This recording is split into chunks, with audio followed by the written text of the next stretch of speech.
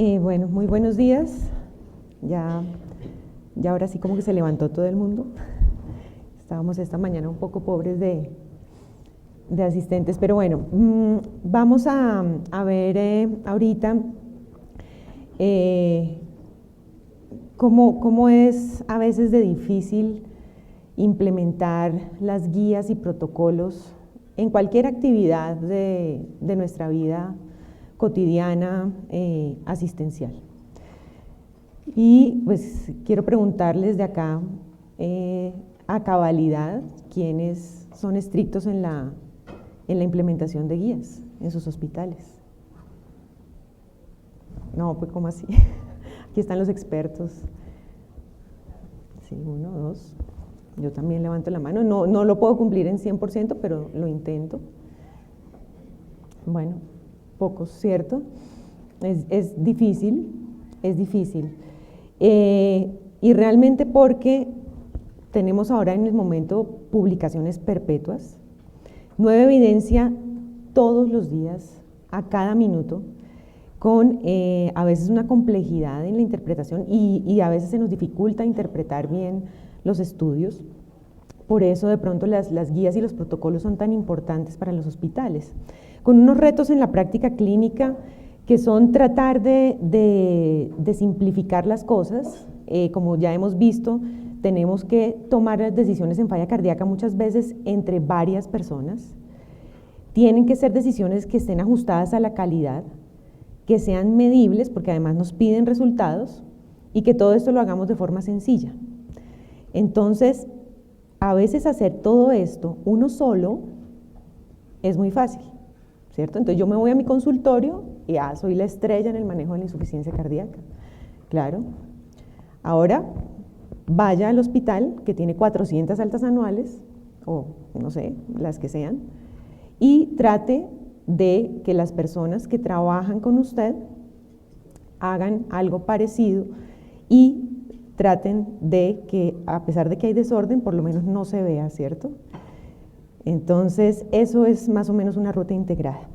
Es tratar de poner los protocolos, la evidencia, dentro de como podría llamarse, ahorita vamos a ver qué no es un algoritmo, no es un protocolo, no es una guía, es integrar todo esto en un cuadro de seguimiento para que podamos precisamente hacer un trabajo multidisciplinar, organizado, medible, en el cual se obtengan resultados.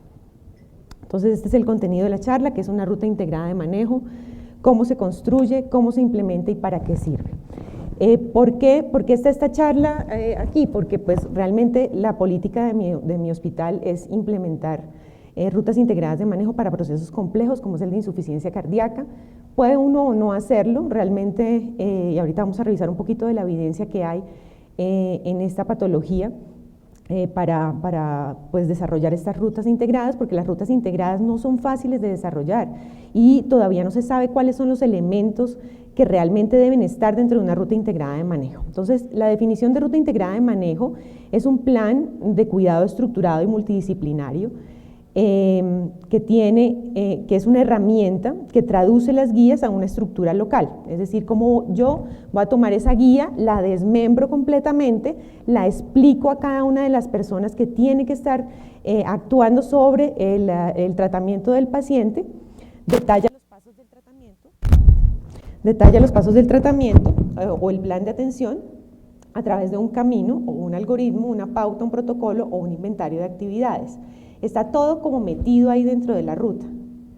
Está enmarcada en un plazo de progresión, es decir, tiene que tener unas fechas para poder implementar todo este camino y este algoritmo como unas metas en tiempos, y la intervención pues busca estandarizar la atención de un problema clínico, que en este caso es la falla cardíaca, un procedimiento que en esta ruta que vamos a ver ahorita es una descompensación o un episodio de atención, y en una población específica, es decir, hay que escoger los candidatos, no pueden ser todas las disneas del hospital, todos los que lleguen edematizados, sino que tiene que tener unos criterios clarísimos de diagnóstico de insuficiencia cardíaca. Los objetivos de nuestra ruta integrada de manejo es pues, mejorar la calidad de la atención a través de la continuidad del tratamiento, Aclarar los objetivos y los elementos claves de la atención que estén basados en la evidencia, en las mejores prácticas clínicas y en unas características determinadas de nuestros pacientes.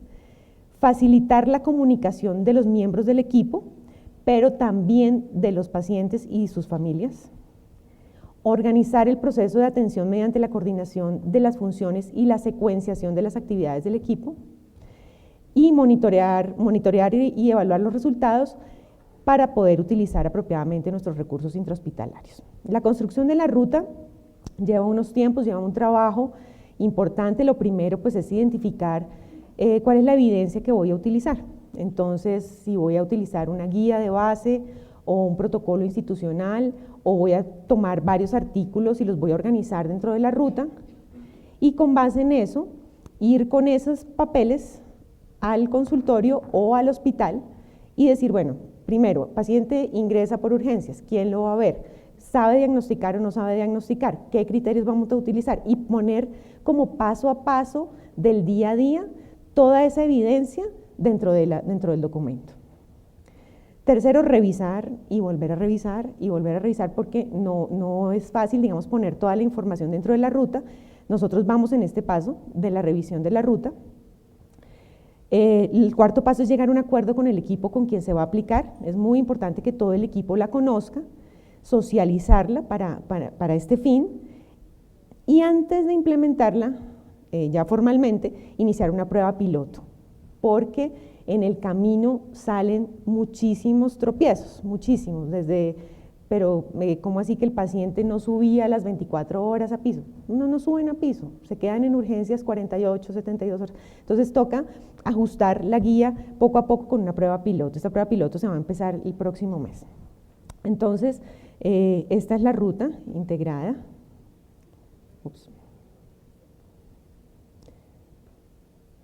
Está planteada para 5 días.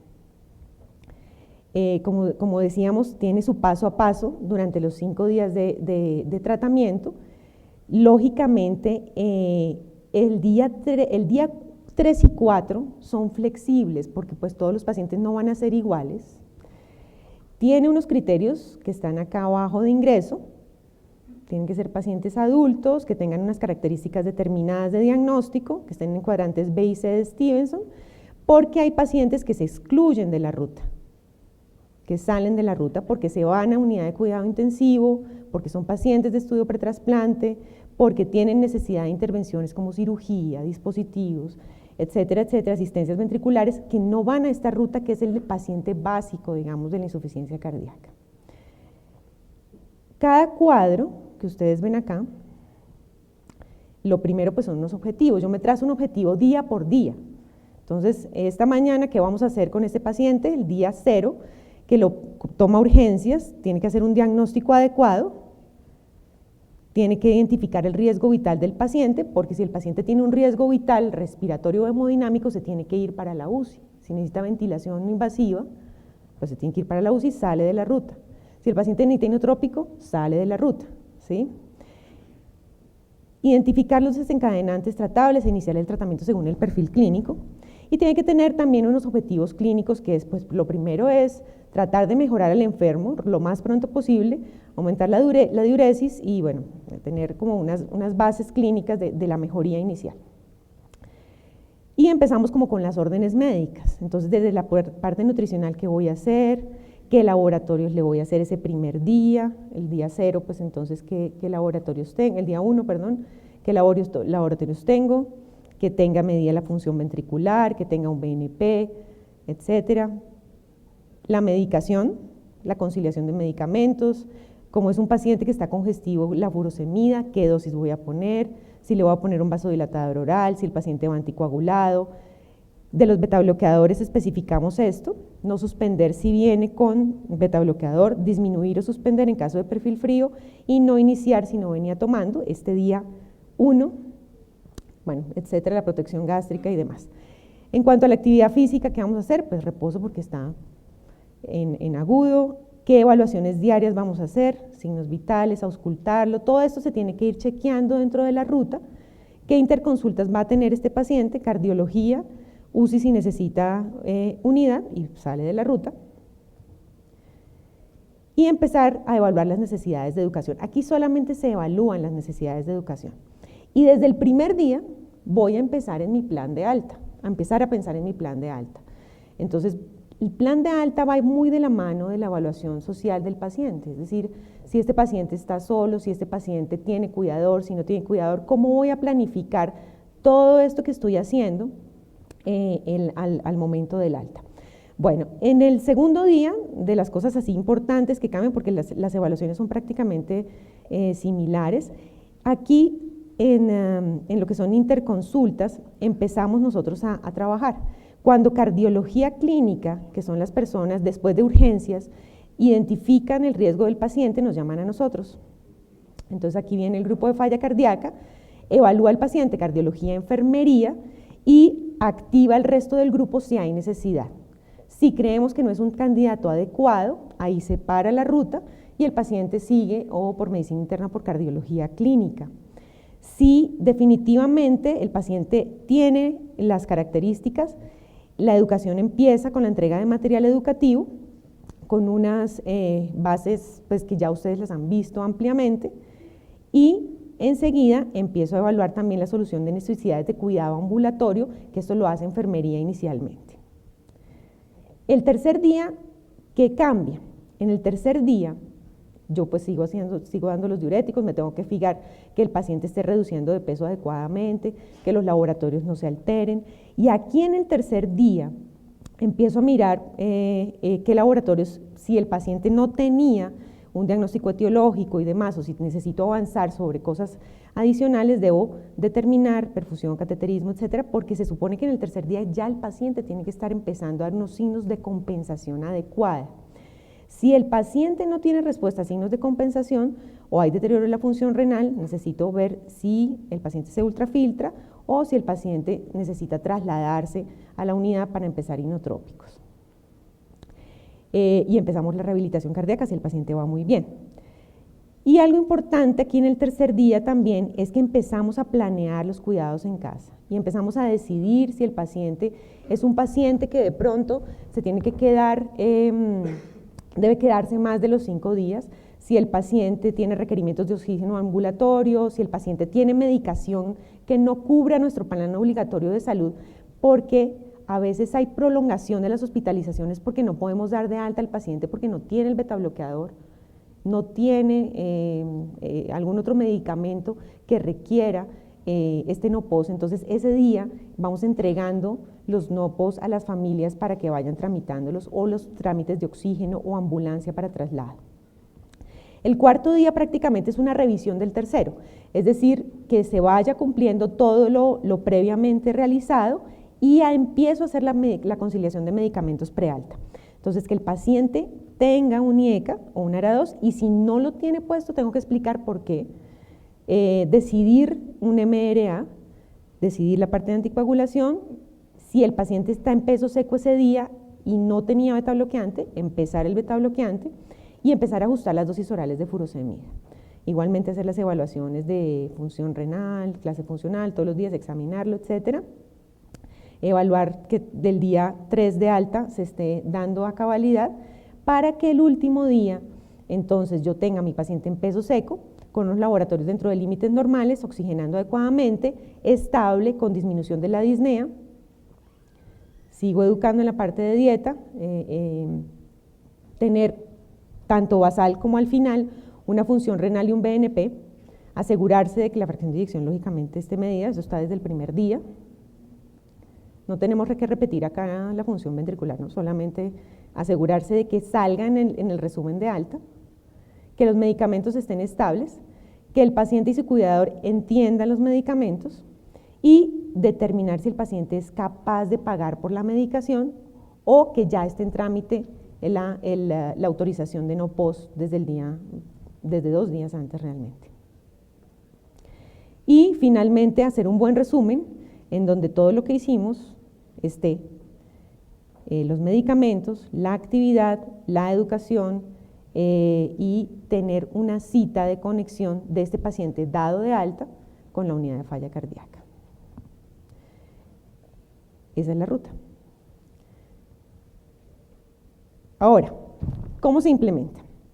Entonces, primero hay que adaptarla a la realidad, hacer partícipe a todo el grupo, porque con que una sola persona la aplique, pues no va a servir de nada, e iniciar una prueba. Y esta prueba tiene varias finalidades. Primero, identificar las brechas entre la evidencia práctica, lo que es real, digamos, antes de su aplicación, identificar esos obstáculos que vamos a tener en el camino para cambiar lo que necesitemos, incorporar unos sistemas de recordatorio y en todos los estudios que tienen rutas integradas de manejo, la ruta integrada de manejo empieza a ser parte de la historia clínica del paciente y pues empezar una evaluación y una retroalimentación. ¿Para qué sirve esto? Pues pareciera que todo eso en el papel fuera bastante útil, tratar de que todos implementemos una ruta integrada de manejo, pero pues realmente hay que ir a mirar si esto que ya está implementado desde hace muchos años sobre todo en Estados Unidos, bueno, también en Europa, sirve o no sirve. Entonces está esta evaluación del grupo Cochrane, en donde se evaluaron 27 estudios. Estos 27 estudios ninguno había con insuficiencia cardíaca. Eran cáncer, cirugías, EPOC, bueno, otro tipo de enfermedades, algunas crónicas, otras agudas. Lo que sí mostró esta revisión es que, primero, yo creo que lo más importante es que no se sabe muy bien, a pesar de que está definida que es una ruta integrada, no se sabe cuál es el elemento clave, como hace unos años no se sabían cuáles eran los elementos clave de una unidad de insuficiencia cardíaca. No se sabía si tenía que manejarla un cardiólogo, un internista, un geriatra, si tenía que tener, bueno, lo de la enfermera era mucho más claro, pero cuántos profesionales tenía que haber, etcétera, etcétera. Entonces todavía no se sabe muy bien en las rutas integradas de manejo cuáles son los elementos clave, pero en este metaanálisis que hacen ellos, reduce lo que son complicaciones intrahospitalarias. Aquí las rutas todas eran muy heterogéneas en cuanto a la patología. Mejora la documentación de la historia clínica, eso sí, historias clínicas mucho más completas. No hubo evidencia de las diferencias de readmisión en lo que es el hospital o la mortalidad, pero sí hubo una disminución de los costos favoreciendo las rutas clínicas. En falla cardíaca está también esta revisión de 7 estudios. Hay más o menos como unos 60 estudios de rutas integradas de manejo, pero los que cumplían como criterios de aleatorización y una ruta con esas 4 características iniciales fueron estos, y pues lo primero que evaluaron fue que redujera mortalidad, únicamente que si uno va a implementar una ruta, primero que no vaya a matar más a los pacientes, y pues efectivamente reducen mortalidad, pero además evaluaron que si las readmisiones se reducían, y también, pues no todos, pero algunas reducen readmisiones, disminuyen estancias hospitalarias, porque fijan unas metas más claras en el tratamiento, y finalmente sí reducen costos.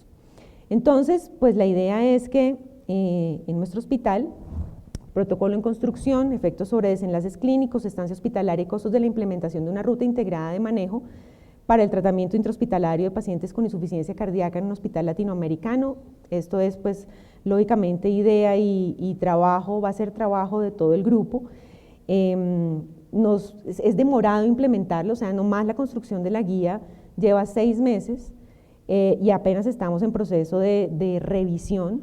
Como les contaba, el piloto empieza el próximo mes en 2 pisos de hospitalización con el doctor John Ramírez y la jefe Diana Almanzan. Vamos a empezar a implementar la ruta intrahospitalaria para evaluar lo que son los defectos de la ruta y los problemas con que nos vamos a enfrentar. Y pues lógicamente de ahí a poder evaluar los resultados nos demoraremos mínimo 2 años. Y pues esperamos que efectivamente podamos mostrar algo en nuestro hospital. En conclusión, ya ustedes tienen una cantidad de información a este punto y uno puede decir, viendo todo este problema de la insuficiencia cardíaca y comportarse como un primate y decir, bueno, no me importa o no es mi problema y yo sigo haciendo las cosas como pueda o como las vengo haciendo, o puedo comportarme como Superman o Superwoman y hacer yo todo solo, no se los recomiendo. O finalmente, pensar, como lo hemos dicho toda esta mañana y yo creo que también el día de ayer, tratar de que todos nos montemos en el rompecabezas giratorio y pedaleemos hacia el mismo lado para poder llegar a mejorar, aunque sea en un poco, la atención de estos pacientes con insuficiencia cardíaca. Muchas gracias.